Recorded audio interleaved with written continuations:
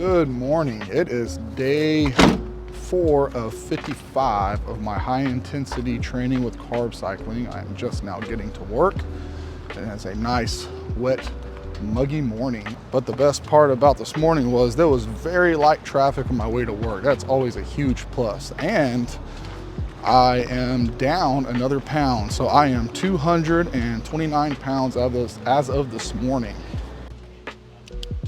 Today is also a low carbohydrate day. It is a non-training day as well. Gotta get your hydration in. Try to drink a gallon a day. It's a low carb day, like I said earlier, but that doesn't mean I'm gonna drink any less water. I'd like to make sure I drink more water on medium carb days than on low carb days, but it's still just equally as important. I've always wondered, I've been a blue collar worker my whole entire life, and I've always wondered, like, waking up on a schedule and being on breaks, like scheduled breaks throughout the day, has that ingrained in me the ability to be able to be very consistent with my dieting and my meal timing?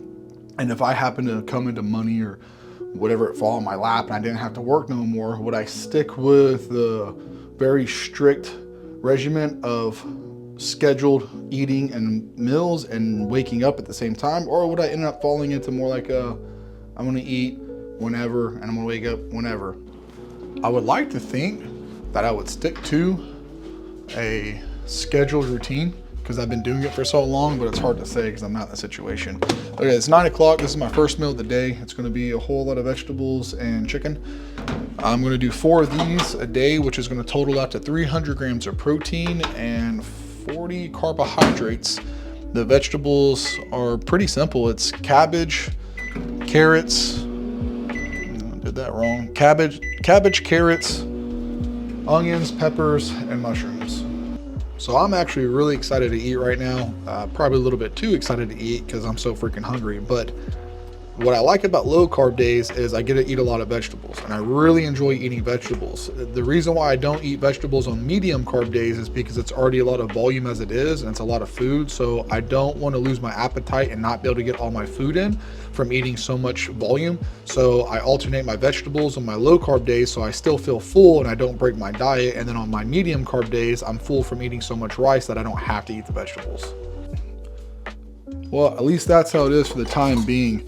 I'm eating so much volume that on my medium days, I don't need to eat any vegetables because it's going to be too much.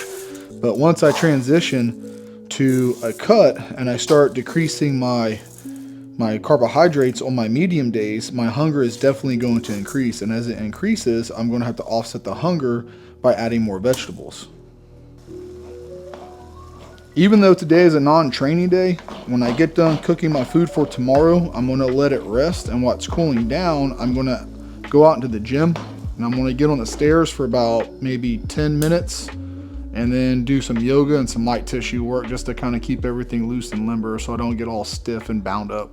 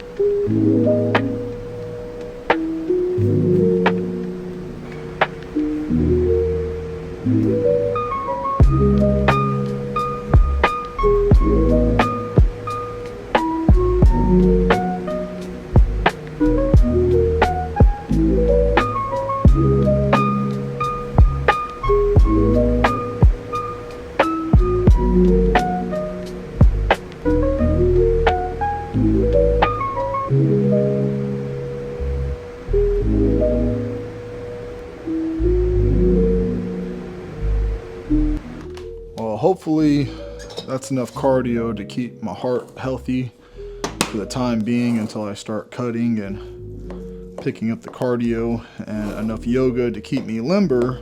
And what I found out about yoga too, man, is you're going to find out a lot of your weak areas when you start doing yoga. You might think that you might be strong in certain areas, and you start doing some of those movements and you're going to find out real quick exactly where you're weak at, whether it's your hip flexors or your abductors or your abs. But I'm going to finish getting my food ready for tomorrow. I'm going to take the kids trick-or-treating.